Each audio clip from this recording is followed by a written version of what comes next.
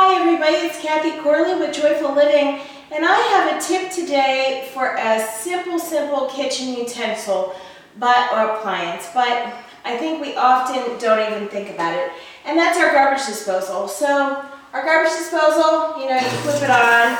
You want to have a constant stream of water when you're using the disposal, and once you stop hearing all that, let it go. Keep that water going. Keep your garbage disposal on until you hear nothing, kind of like it sounds now. And then you know that it's clear. There's nothing left in there.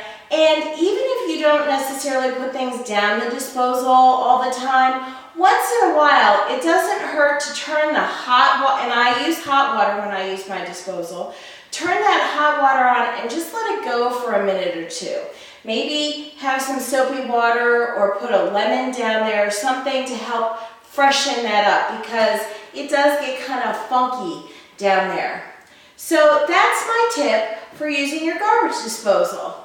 You can check us out on Facebook at Joyful Living. You can check us out on YouTube at Kathy Corley. You can give us a call at 240-297-1020. Have a great day, guys.